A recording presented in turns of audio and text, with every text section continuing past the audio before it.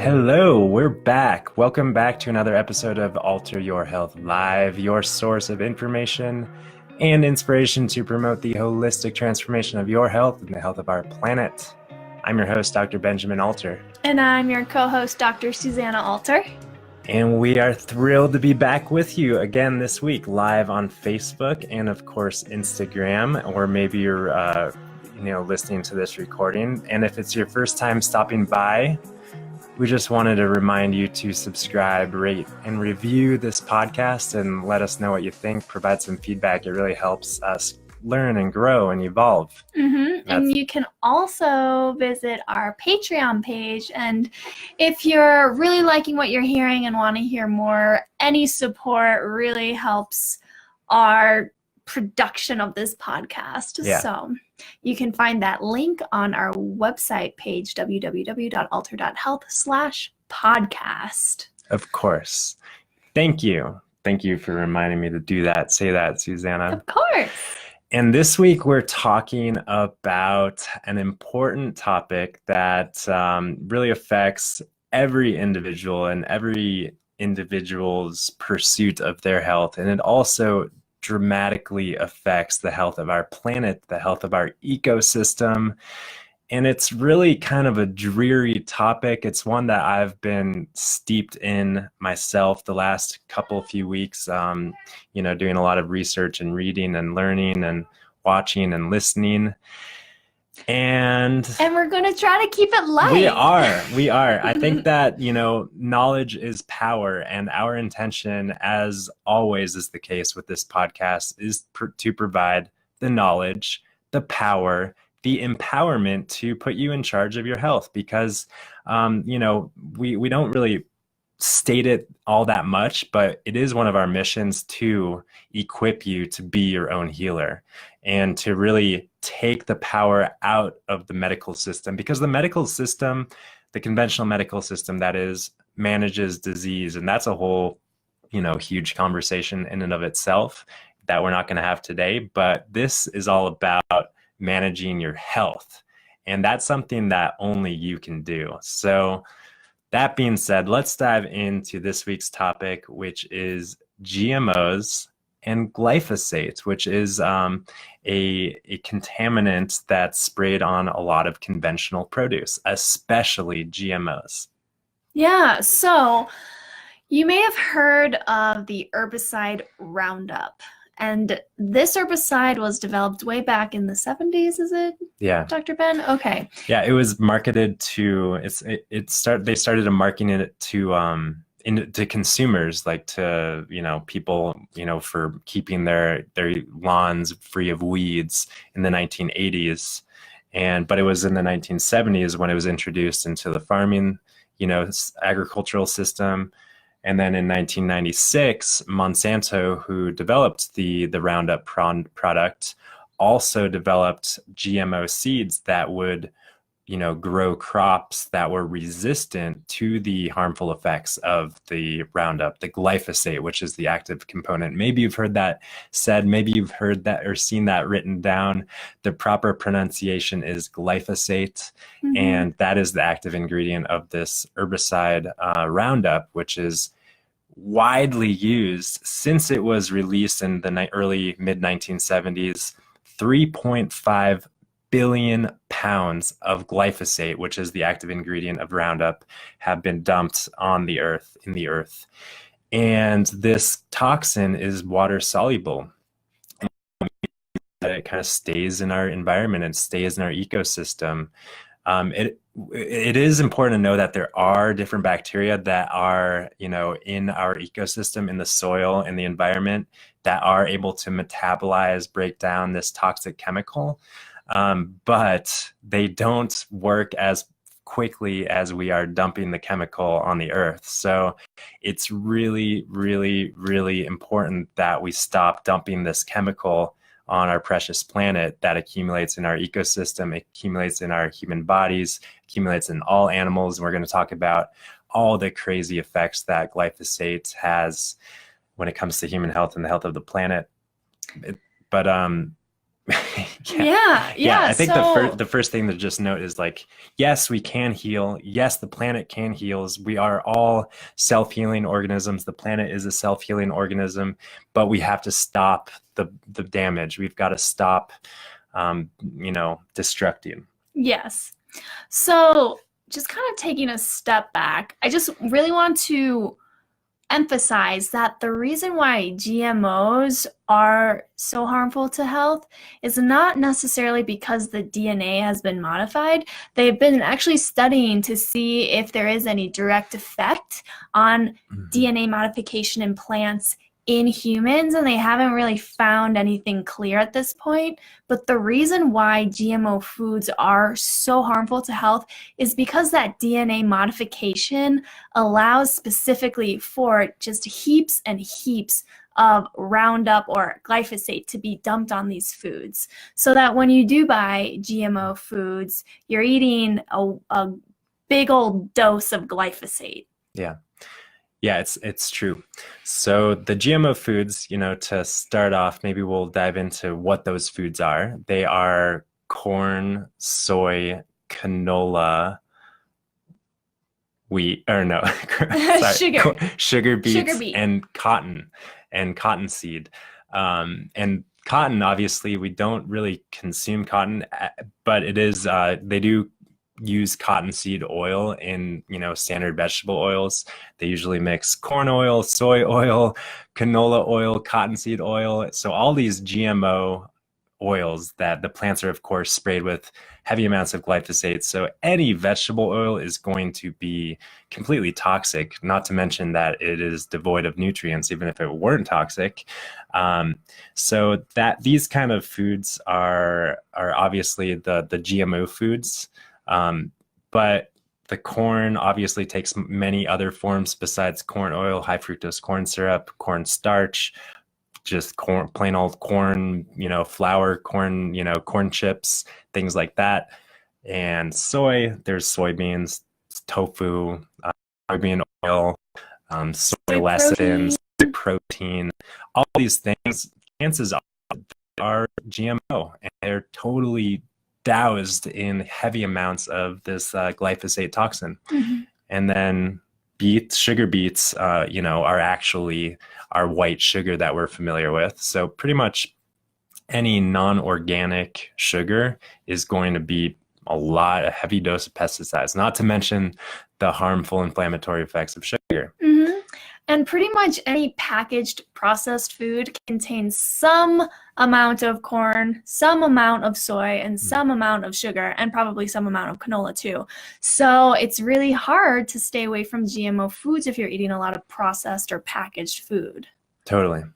So one easy way to stay clear of GMO foods is to just not buy packaged food, and then you're probably going to be in the clear. That is, if you're shopping in the organic section of the grocery store and things like that. But should we get into how GMOs, because we were talking about like what's so bad about GMOs and glyphosate, should we talk about what it does in the body? Yeah, let's dive into it. Yeah, so well, it obviously kind of starts in the gut, because, and we say all the time in what? You continue. I'll be right back. We say all the time in natural medicine, functional medicine, that health starts in the gut. Susanna's going out to save Winnie. The cat is outside, I guess. But health starts in the gut. And obviously, when we take in a huge dose of a toxin like glyphosate, one of the things that it does is it directly impacts the gut. It's an antibiotic, which you know. So disrupts the way that it works in plants is it disrupts this pathway known as the shikimate pathway, which produces tryptophan, phenylalanine, and tyrosine, which are three important amino acids that are essential for health. So when it comes to gut health, we are taking in this dose of antibiotics that totally messes with our intestinal flora, and it also creates here's Susanna back with Winnie. And also, glyphosate messes with our enzyme production, our pancreatic enzymes, which are important for breaking down proteins and digesting proteins. And we create this state of maldigestion, malabsorption of nutrients. And the consequence of that is a lot of inflammation to the gut lining. And we create a scenario that we can call, classically leaky gut or increased intestinal permeability. And that's really where glyphosate has become popular in our, medical, vernacular. And we know so clearly that glyphosate causes leaky gut, and all the consequences of that are, of course, autoimmune sort of conditions, and chronic digestive complaints, of course, and all sorts of inflammatory conditions that are associated with various chronic diseases. Even heart disease and diabetes have a root of inflammatory condition going on. So yes, gut health is kind of where it all begins, but it doesn't stop there. We talked about how glyphosate is a potent antibiotic, killing all these microbes, both in the soil and in your intestinal microbiome. But glyphosate is also a chelator. And what that means is that it binds tightly to various minerals. And a lot of these minerals that we get them from plants. We get things like zinc and magnesium and molybdenum and cobalt and all these precious minerals that are essential to carry out various enzymatic processes in the body and that sort of thing. We rely on these minerals from our foods, and glyphosate binds onto these minerals and makes them non-accessible in our food. So we are eating foods that are sprayed with glyphosate, of course, and they don't have the rich mineral content that our bodies need to heal. So not only is glyphosate causing damage, it's causing direct health impacts, but it's stripping the medicine out of our food that is required for the body to heal itself. So it's like a double whammy, it beats us down and then it kicks us while we're down. And that has a lot to do with the fact that the food that has glyphosate residue on it and that's directly sprayed with glyphosate, it just doesn't have the medicinal qualities, the minerals that we're talking about. And there's evidence that shows that various polyphenols are also very deficient in GMO food and food that are sprayed with glyphosate, RoundUp, that sort of thing. So you obviously were running around chasing Winnie, but saving cats. But we talked about the gut health thing. We talked about the mineral thing, and we talked about the fact that GMO foods and foods that are sprayed with glyphosate are also deficient in amino acids that are important for the building blocks of everything. Mm-hmm. Amino acids create everything in our body, and the amino acids specifically that are disrupted in the shikimate pathway, the tyrosine, the phenylalanine, and the tryptophan. They're called aromatic amino acids, and these amino acids are very important to create hormones and neurotransmitters in the body, like melatonin and testosterone and estrogen and cortisol and vitamin D even. So many of these hormones in the body rely on these sort of amino acids. So it becomes really clear really quickly how glyphosate is really at the center of so much going on in the body. Mm-hmm. When it comes to gut health, when it comes to endocrinology and hormone balancing, we are totally whacked out because of this one chemical. And we could go on and the intricate nuances of how this glyphosate chemical continues to whack out our physiology. But what do you think we should do? Should we do that now, Susanna, or I'm should just we? Waiting. Ben is so excited about this topic. Yeah. He just goes on and on and on. Sorry, and on. Guys. But I'll mention briefly. Have you mentioned the glycine research that came out? No. Okay, let me talk. I'll do it. So, recent research, as if all that stuff Ben talks about wasn't bad enough, recent research has come out showing that glyphosate is so structurally similar to the amino acid glycine. It's actually like glyphosate is like two glycine molecules that are bound by a phosphate. Mm-hmm. Hence the name glyphosate. Yeah. So what happens is that when our proteins are being synthesized in our body, glycine is one of those amino acids that is in so many, almost every protein. No, it's in absolutely every protein, at least 100 times. Yeah. You know, glycine is everywhere. So our proteins aren't able to function the way that they usually do when this glyphosate replaces the glycine.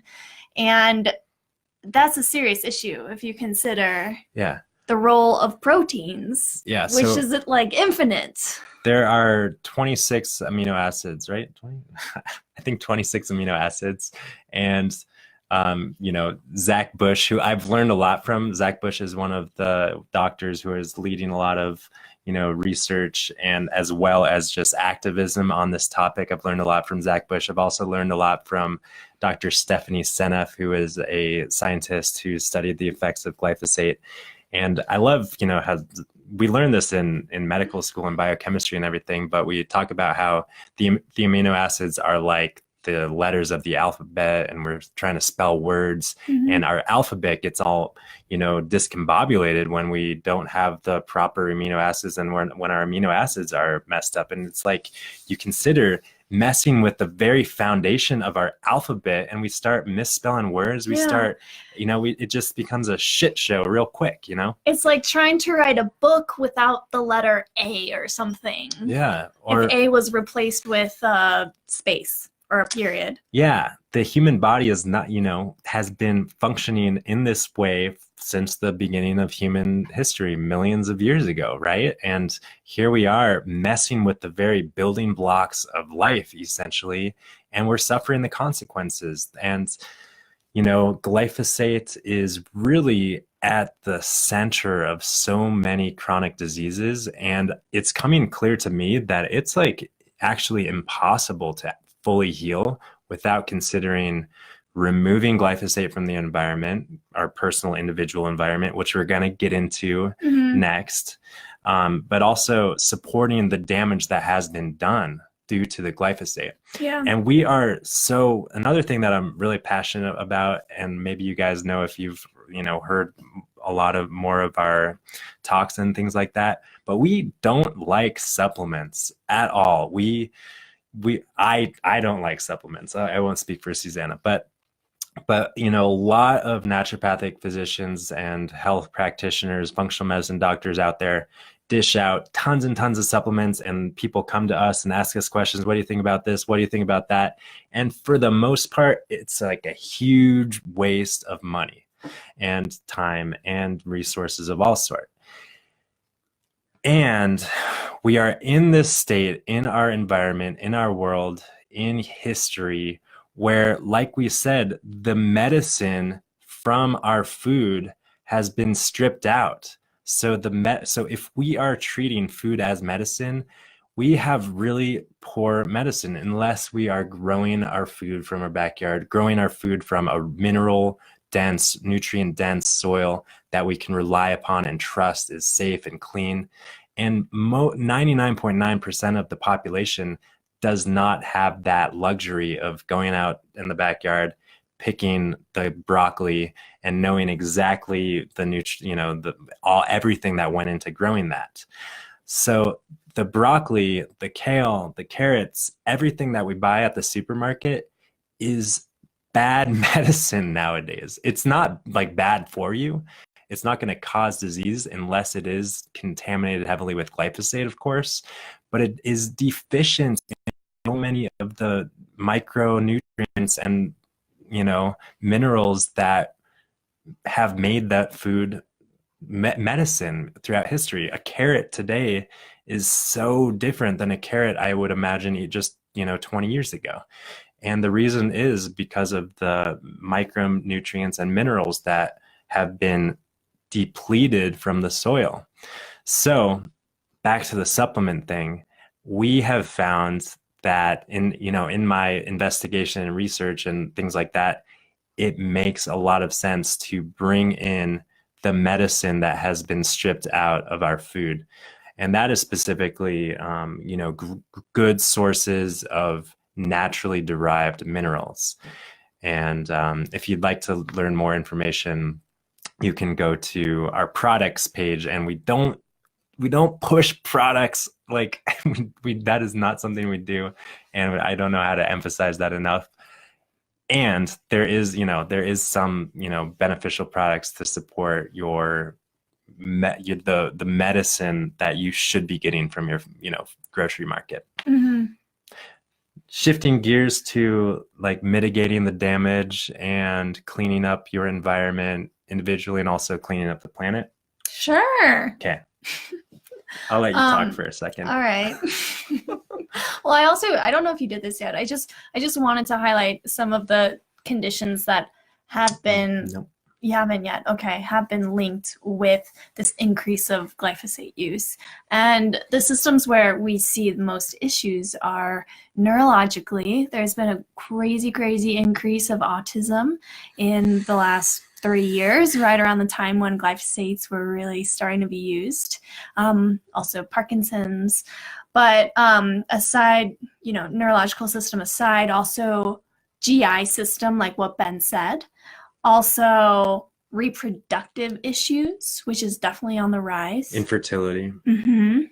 And muscular issues. I don't know if we talked about myosin, but glyphosate gets in the way of normal muscular contraction. Yeah, well, myosin, just like any other protein in the body, contains a lot of glycine molecules that are essential for the proper, activation and function of these proteins. And when we mess with like we said, the basic building blocks of these proteins, we may mess up everything. So yeah, and autoimmune.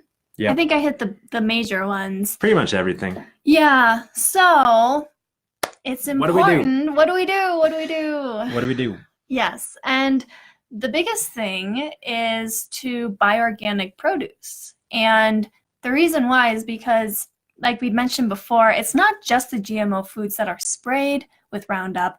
Also, many conventionally grown foods are also sprayed with Roundup. And some of the crops that have the highest amount of Roundup found on them, or glyphosate found on them, is wheat, beans, lentils, barley, millet, peas. So kind of your starchy plants. You want to make sure you buy those organically. Yeah. And also, we're familiar with the Dirty Dozen and Clean 15. We've talked about that on this podcast, and maybe you guys are familiar. You can go to EWG, environmentalworkinggroup.org, to find out more information. But it just was brought to my awareness. That's just produce. Those are just fruits and vegetables. So it turns out that grains and legumes, which those are staples in our diets. Mm-hmm. Those are heavily sprayed with Roundup, even though they're not GMO. Mm-hmm. They're still heavily contaminated with glyphosate. And if you eat meat, conventionally raised meat, those cows, those chicken, those pigs, they're eating all GMO corn and soy. They just have like a big glyphosate soup with corn and soy and wheat and whatever, oats and all these kind of GMO or heavily sprayed grains that's going to be the basis of their diet. So these animals are totally sick, and we're eating sick animals. If we choose to eat meat, oftentimes we're eating sick animals, and we are becoming sick. And obviously, it's important to, if we are choosing to eat animals, it's important to source those animals responsibly. But doing so is really expensive, difficult, maybe impossible.